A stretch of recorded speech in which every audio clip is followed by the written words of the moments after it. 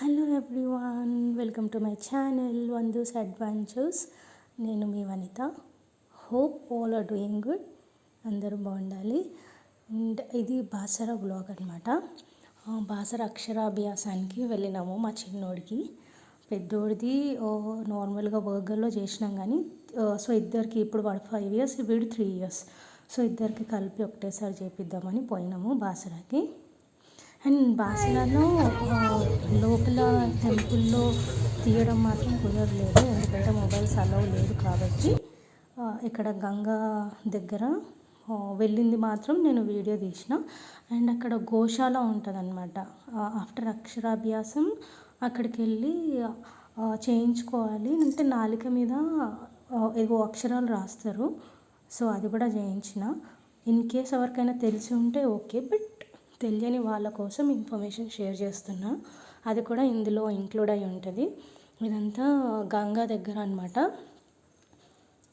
అంత హారతి ఇవ్వడము అదంతా గంగమ్మ తల్లి దగ్గర జరిగింది. అండ్ ఎంత సూపర్బ్ అంటే హారతి అసలు గూస్ బంప్స్ అంతే. ఆఫ్టర్ హారతి అలా యజ్ఞంలో అందరు పిల్లల చేతితోటి నెయ్యి పోయించారనమాట. వాళ్ళ పేరెంట్స్ ఎవరో ఒకరు వాళ్ళ పిల్లలతోనే అందులో నెయ్యి వేయాలి. సో అట్లా అందరితోని ప్రతి ఒక్క కిడ్తోని వేయించినారు, without missing any kid. So ఈ వ్లాగ్ అంతా చూడండి, కొంచెం ఇన్ఫర్మేటివ్గానే ఉంటుంది. తెలిసిన వాళ్ళకి ఓకే, తెలియని వాళ్ళ కోసం కొంచెం ఇన్ఫర్మేషన్ ఉంటుంది. సో గోశాలలో వెళ్ళడము ఇవన్నీ కూడా ఇంక్లూడ్ అయి ఉంటుంది. ఎక్కడ మిస్ కాకుండా స్కిప్ చేయకుండా వీడియో మొత్తం చూడండి.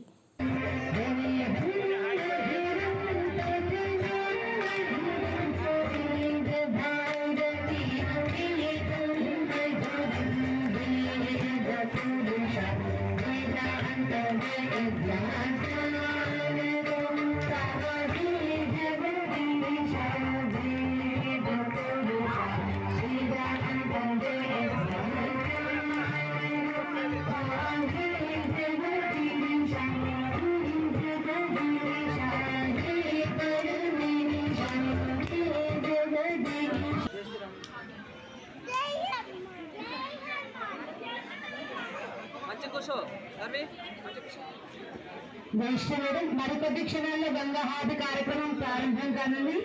కావున భక్తులు అందరూ నిశ్శబ్దంగా కూర్చోవాలి. హారతి మధ్యలోకి ఎవరు కూడా రాకూడదు. ఫొటోస్ వీడియోస్ తీసుకునేవాళ్ళు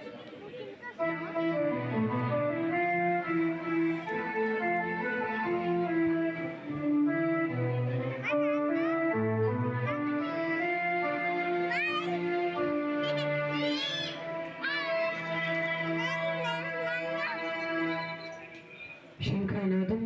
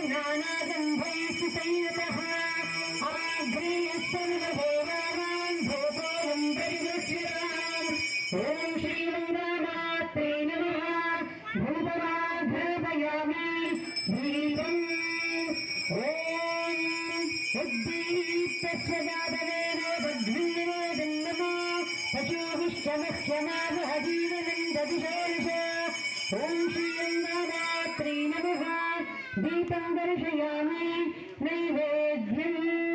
ఓం భూర్భువస్సువః తత్సవితుర్వరేణ్యం భర్గో దేవస్య ధీమహి ధియో యో నః ప్రచోదయాత్.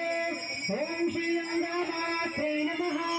నైవేద్యం నివేదయామి గుగ్గిలధూపం.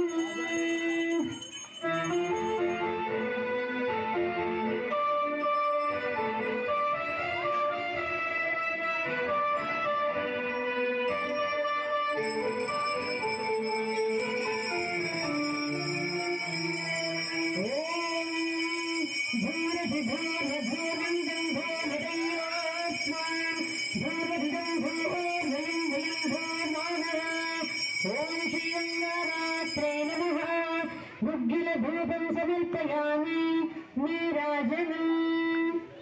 భక్తులందరూ కూడా ఎవరి స్థానాల్లో వాళ్ళు నిల్చోవాలి. హారతి మధ్యలోకి ఎవరు కూడా రాకూడదు.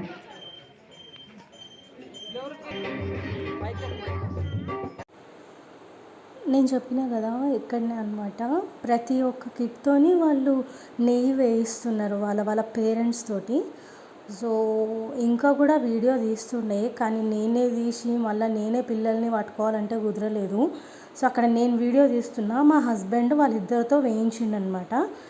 ప్రతి ఒక్క కిట్కి ఛాన్స్ ఉంటుంది, ఎవరిని ఎక్కడ మిస్ చేయరు. ప్రతి ఒక్క కిట్కి ఛాన్స్ ఉంటుంది. అండ్ ఈ హారతి వచ్చేసి నైట్ 7:30 అరౌండ్ ఆ టైంకి స్టార్ట్ అయ్యి 8:30 to 9 మధ్యలో ఎండ్ అయిపోయింది. అండ్ మళ్ళీ 10:30 PM స్టార్ట్ అవుతుందంట. సో ఆ తర్వాత ఎప్పుడు ఎండ్ అవుతుందో తెలియదు. మేము మాత్రం అరౌండ్ 9 o'clock కల్లా అక్కడ ఉన్నాము. అండ్ ఆ హారతి అంతా చూసిన తర్వాత మేము రూమ్కి వెళ్ళిపోయినాము. అండ్ అక్కడి నుంచి దర్శనానికి వెళ్ళినాము టెంపుల్కి, అమ్మవారి టెంపుల్కి. ఎందుకంటే అందరు చెప్పినారు. సో మాది సండే అయిందనమాట అక్షరాభ్యాసం. సో సండే కొంచెం హెవీ క్రౌడ్ ఉంటుంది. సో ముందు రోజు వెళ్తే అమ్మవారిని కొంచెం మంచిగా చూడొచ్చు, బాగుంటుంది అని చెప్తే ఆ హారతి కంప్లీట్ అయిన తర్వాత యాక్చువల్గా జస్ట్ ఒక 5 minutes లేట్ అయి ఉంటే మేము అంటే గుడి క్లోజ్ అయిపోయేది. సో ఆ 5 minutes టైంలో ఫాస్ట్గా వెళ్ళిపోయినాం అనమాట. ఈ గంగమ్మ కూడా గుడి నుంచి ఒక 5 minutes డిస్టెన్స్లో ఉంటుంది. ప్రతి ఒక్కటి 5 minutes డిస్టెన్స్లోనే ఉంటుంది. ఈవెన్ గోశాల కూడా ఒక 5 to 10 minutes మధ్యలోనే ఉంటుంది. సో ముందు రోజే మేము అమ్మవారిని దర్శనం చేసుకున్నాము. దాని నెక్స్ట్ డే ఏంటంటే ఎర్లీ మార్నింగ్ లేచి అక్షరాభ్యాసం అయిపోయిన తర్వాత అరౌండ్ 7:30 to 8 మధ్యలో అక్షరాభ్యాసం అయిపోయింది ఎర్లీ మార్నింగ్. ఇంకా అక్కడి నుంచి మళ్ళీ అమ్మవారిని దర్శనం చేసుకొని గోశాలకు వచ్చామన్నమాట. సో ఆఫ్టర్ అక్షరాభ్యాసం గోశాలకి వెళ్ళాలంట. అక్కడ కూడా బాగుంది, ఒకసారి మీరు వెళ్తే కనుక అది మిస్ అవ్వద్దు. ఇక్కడ కనిపిస్తుంది కదా శ్రీ వేద భారతి పీఠం అని, అదంతా కూడా అక్కడే అనమాట. ఆ గోశాల దగ్గరని ఆ ప్లేస్ అదంతా కూడా. ఇక్కడ నుంచి లోపలికి వెళ్తే అక్కడ ఒక లేడీ ఉంటుంది, తను రాస్తుందన్నమాట నాలుక పైన ఏవో అక్షరాలు. నేను కూడా సరిగ్గా కనుక్కోలేదు ఏం రాస్తారా ఏందా అని. నాకు ఫస్ట్ టైం కదా, నేను యాక్చువల్లీ కనుక్కుందాం అనుకున్నా, హడావిడిలో మర్చిపోయినా అనమాట. సో వీడియో మొత్తం స్కిప్ చేయకుండా చూడండి. మీరు ఫస్ట్ టైం కనుక నా ఛానల్ని చూస్తున్నట్లయితే please don't forget to subscribe to my channel.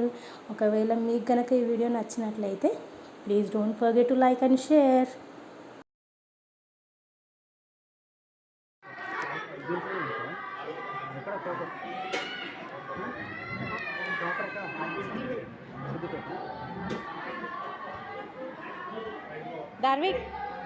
Darvik రుద్వి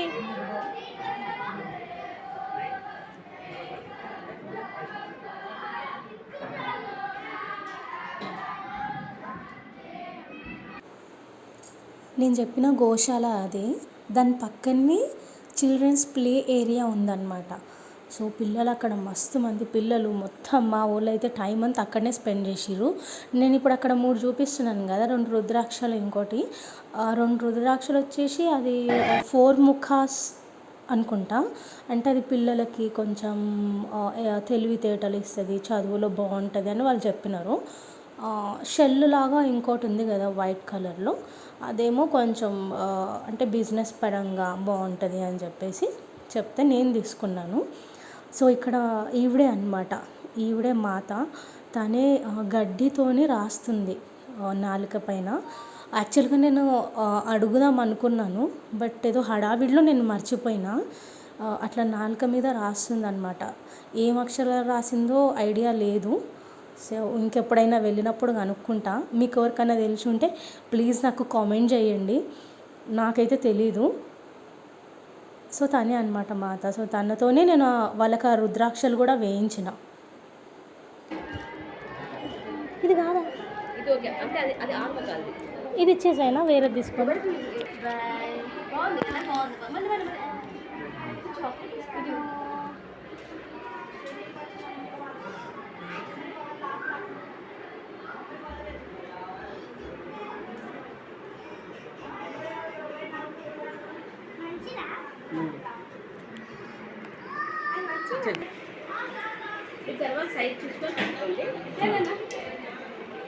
Chinnu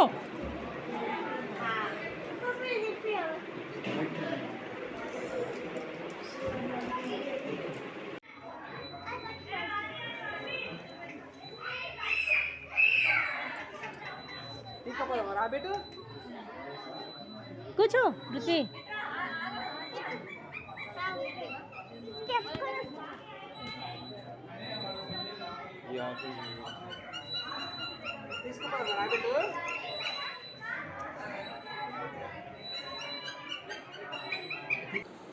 so అక్కడ అక్షరాలు అవన్నీ రాయించిన తర్వాత దాని పక్కన ప్లే ఏరియా అండ్ దాని పక్కన ఇట్లా ర్యాబిట్స్, ప్యారెట్స్ అన్ని బర్డ్స్ ఉన్నాయన్నమాట. ర్యాబిట్స్ కూడా ఆ ర్యాబిట్స్కి అందరు ఫీడ్ చేస్తున్నారు. పక్కన ఉన్న చెట్ల నుంచి ఆకులు తెంపుకొచ్చి వాటికి ఇస్తున్నారు.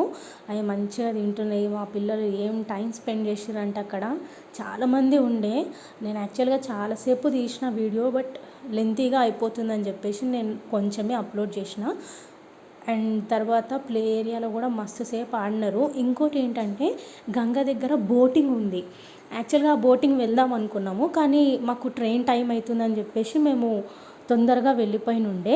నా సజెషన్ ఏంటంటే ఓన్ వెహికల్స్ ఉన్న వాళ్ళకి ఓన్ వెహికల్స్లో వెళ్ళడమే బెస్ట్. ఎందుకంటే అక్కడ తిరగడానికి ఇంకా చాలా ప్లేసెస్ ఉన్నాయంట. సో మాకు ఓన్ వెహికల్ ఉంది యాక్చువల్గా, కానీ సరేలే ఒకసారి ట్రైన్లో వెళ్ళి చూద్దాం అన్నట్లు వెళ్ళినాం. కానీ యాక్చువల్గా అక్కడికి వెళ్ళిన తర్వాత అర్థమైంది ఏంటంటే ఓన్ వెహికల్ ఉంటే అక్కడ ఇంకేమేం ప్లేసెస్ ఉన్నాయో కూడా కవర్ చేస్తుండే. ఈవెన్ బోటింగ్ కూడా చేస్తుండే. నాకు బోటింగ్ చేయాలని చాలా ఇంట్రెస్ట్ ఉండే. దాని ముందు రోజేమో చీకటి అయిపోయింది, దాని తర్వాతనేమో టైం సరిపోలేదు. సో ఓన్ వెహికల్ ఉన్న వాళ్ళకి ఓన్ వెహికల్లో వెళ్ళడమే ప్రిఫరెన్స్ ఇస్తే బాగుంటుంది యాక్చువల్గా. అంటే అక్కడ వెళ్ళి ఆటో, షేరింగ్ ఆటోస్, ప్రతి ఒక్క ఆటో ఇట్లా ఎక్కి దిగితే చాలు 100 రూపీస్ తీసుకుంటున్నారు.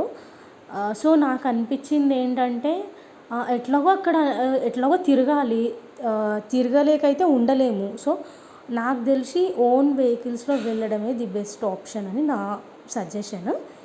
ఎవరైనా ఓన్ వెహికల్స్ ఉంటే ఓకే, లేని వాళ్ళకి చెప్తున్నాను. ఇట్లా ఉంటుంది అక్కడ సిచ్యువేషను. ఓన్ వెహికల్స్ ఉంటే బాగుంటుంది. ఉన్న వాళ్ళు మాత్రం కంపల్సరీ ఓన్ వెహికల్స్లోనే వెళ్ళండి.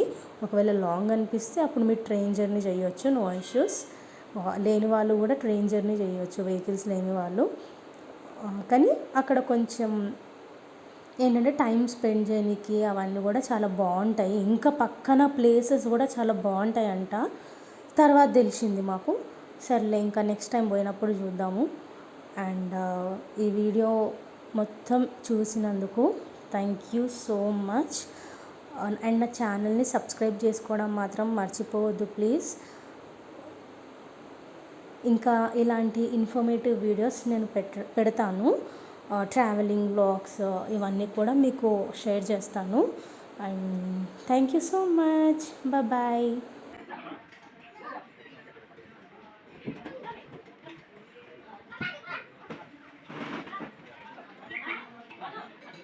స్లోగా స్పీడ్ అయిపోకు, స్లోగా అయితేనే కూర్చుంటాను.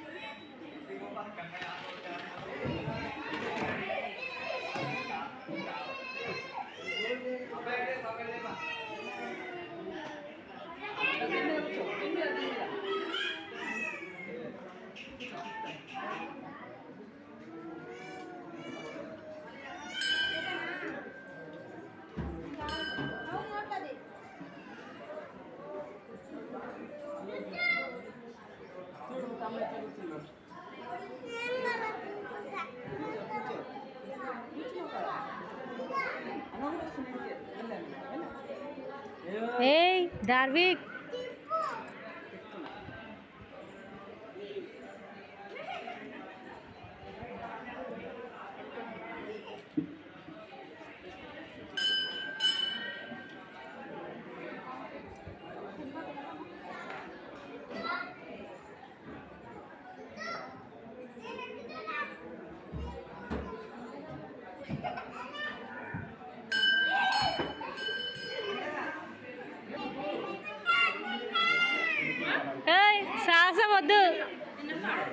సాసాలు వద్దు.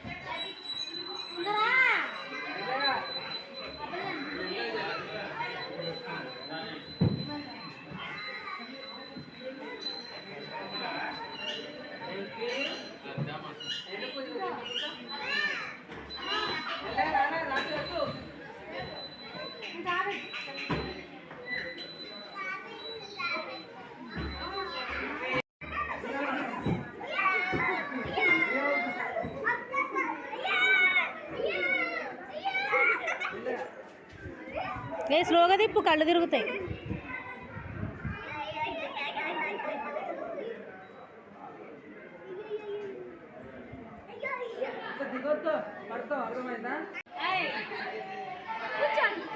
ఋత్విక్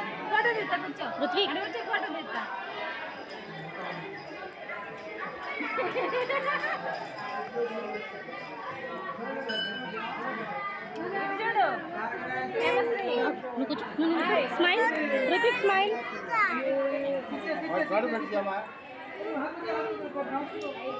ఋత్విక్